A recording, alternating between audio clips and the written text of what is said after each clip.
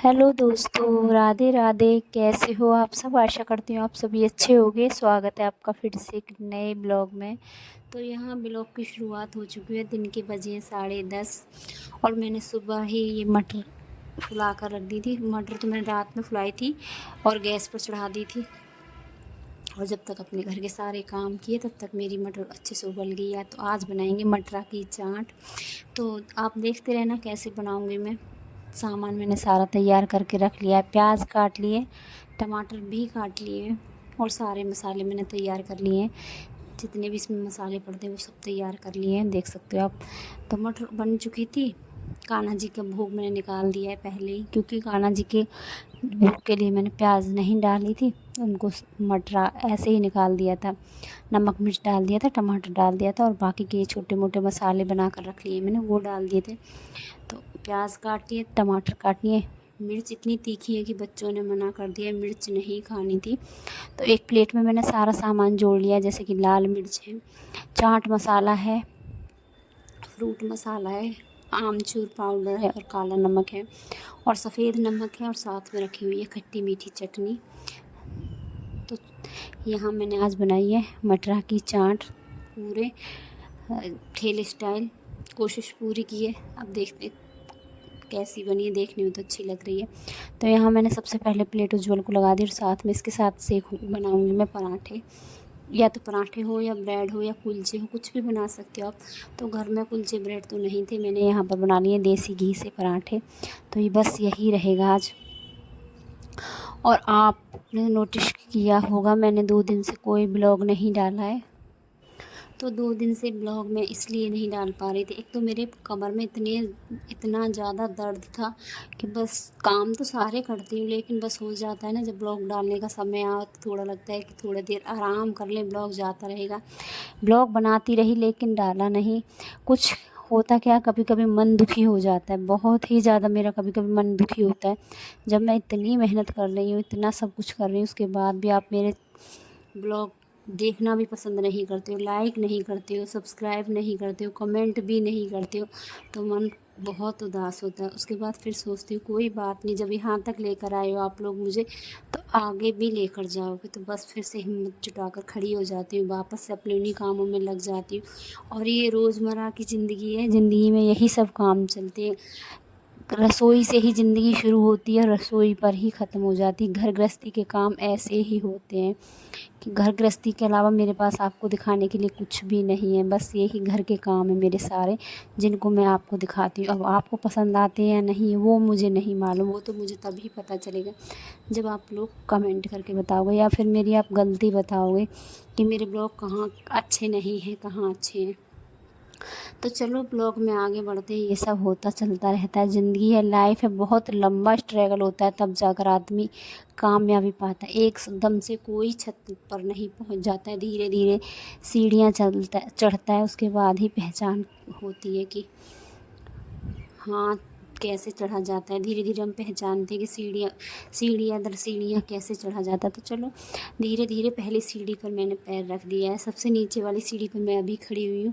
ऊपर ले जाना आपका काम है, ऊपर तक आप ही पहुँचाओगे, आपके सपोर्ट से, आपके साथ से ही मैं ऊपर पहुँचूँगी। तो प्लीज़ मेरे चैनल को लाइक करो, सब्सक्राइब करो, कमेंट करो और मेरे चैनल को अपनों के साथ शेयर करो। तो चलो ब्लॉग में आगे बढ़ते हैं। आए दिन मैं ऐसे काम करती रहती हूँ जो नहीं करने होते हैं मुझे। तो आगे आप ब्लॉग में देखना मैंने क्या कांड किया अभी।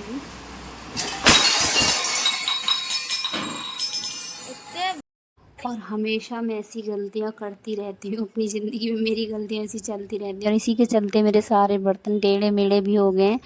आप देख सकते हो जिस तरह से आज बर्तन गिरे हैं, इस तरह से पता नहीं कितनी बार मुझसे बर्तन गिर जाते हैं ऊपर से नीचे। तो यहाँ मैं नीचे की झाड़ू लगा चुकी हूँ। सुबह का समय है, सुबह के बजे हैं अभी 6:30। बच्चे हो चुके हैं स्कूल के लिए तैयार हुए नहीं लेकिन होने गए, क्योंकि एक कोई कोलगेट करेगा तो कोई नहाएगा तो कोई अपने अपने कामों में, मतलब बच्चे लग चुके हैं। तो मैं यहाँ लग गई हूँ अपने कामों में। जब तक बच्चे नहा धोकर तैयार होते तब तक मैं अपने सुबह वाले काम थोड़े बहुत ख़त्म कर लेती हूँ। सुबह वाली झाड़ू नीचे ऊपर सब जगह लगा चुकी हूँ। आज थोड़ी सी लेट हो गई, नहा नहीं पाई, क्योंकि मुझे नीचे ग्राउंड में भी झाड़ू लगानी थी, बाहर भी लगानी थी, जिसके चलते मुझे थोड़ा सा लेट हो गया। तो आज मैंने बच्चों को नाश्ता बना कर दे दिया है। पराठे बनाए थे, साथ में चाय थी। तो बच्चे नहाकर जा चुके हैं, उसके बाद मैं लग गई। मैंने सोचा अब लेट हो गई हूँ तो चलो और जो बाकी काम रह गए फटाफट थोड़े बहुत ये भी ख़त्म कर ही लेती हूँ। और अगर थोड़ा सा भी लेट हो जाता है ना, फिर ऐसे लगता है कि बच्चे तो चले गए, पहले अब हम ये वाला काम ख़त्म कर लें तो तब नहाएंगे, तो थोड़ा देर और ये वाला काम ख़त्म कर लें तब नहाएंगे। बस ऐसे ही चलता रहता है। धीरे धीरे मुझे 7:30 बज गए थे। भागते भागते 7:30 से कब झाड़ू लगा कर आई, नीचे सफाई करके आई, तब तक बच्चों का समय हो चुका था। तो मैंने बच्चों के लिए चाय नाश्ता बनाकर बच्चे तो भेज दिए। उसके बाद कपड़े लगा दिए थे मैंने मशीन में, तो वो कपड़े भी सारे धुल चुके हैं, क्योंकि 2 दिन के कपड़े थे, गुरुवार और शुक्रवार दोनों दिन के कपड़े पड़े हुए थे। दोनों दिन के कपड़े भी लगा दिए मशीन में सुबह सुबह। मेरे वाले कपड़े रह गए तो ये मैं बाद में धुलूँगी। और सभी जा चुके हैं और अब मैं फटाफट अपने बाकी के जो काम है उनमें लग जाती हूँ। सुबह वाली झाड़ू तो मैं लगा चुकी थी और ये खाट अभी ऐसे ही पड़ी हुई है। कुछ काम देख सकते हो, बच्चों के जाने के बाद इतना कर पाती हूँ कि थोड़ा बहुत बच्चों को कुछ ना कुछ बच्चों को चाहिए होता है। बच्चे तो बड़े खुद ही ले लेते हैं, मतलब जो भी थोड़ी बहुत कोशिश होती है उनको कुछ चाहिए होता है तो वो दे देती हूँ। थोड़ा डांटना भी पड़ता है, फटकारना भी पड़ता है, शोर भी करना पड़ता है, क्योंकि सुबह सुबह बच्चे लेट ना हो जाए। बस ऐसा लगता है कि हमारी वजह से या किसी भी वजह से बच्चों को देरी ना हो स्कूल के लिए, तो कभी कभी डांट भी लगानी पड़ती है। तो आज उज्जवल को इतनी ज़्यादा डांट पड़ रही मेरे से, क्योंकि उठने में थोड़ा उसको लेट ही हो गया था, तो मूड ख़राब हो जाता है सुबह सुबह। तो पूरा दिन फिर ऐसा ही रहता है कि बच्चों को सुबह सुबह काश मैंने ना डांटा होता, बच्चा गया है स्कूल, तो पूरा दिन तो खुद भी ऐसे ही लगता है, क्योंकि एक माँ ना पूरे दिन फिर उसी कश्मकश में फंसी रहती है कि बच्चों को डांट दिया, बच्चे को डांट दिया, तो वो वही बात फिर पूरे दिन चलती रहती है।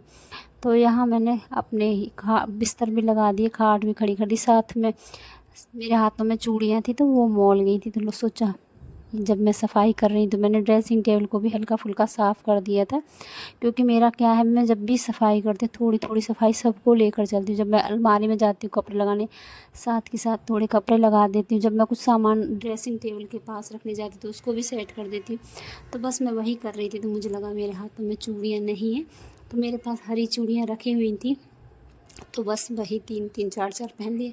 मुझे ज़्यादा चूड़ियाँ पहनने में थोड़ा आलस जैसा आता है, थोड़ी ही चूड़ियाँ पहनी, ऊपर से गर्मी इतनी ज़्यादा है तो थोड़ी थोड़ी चूड़ियाँ डाल ली हैं। बाकी अपनी सफाई भी कर दी साथ के साथ, और जो चूड़ियाँ जहाँ थी वो सेट भी कर दी हैं। तो यहाँ कुछ कपड़े भी पड़े हुए थे, इनकी भी तह लगा देती हूँ और फटाफट कोशिश करती जा रही हूँ जल्दी जल्दी काम ख़त्म हो जाए। उसके बाद नहाकर मंदिर जाना है और बाकी के काम अब मैं बाद में करूँगी।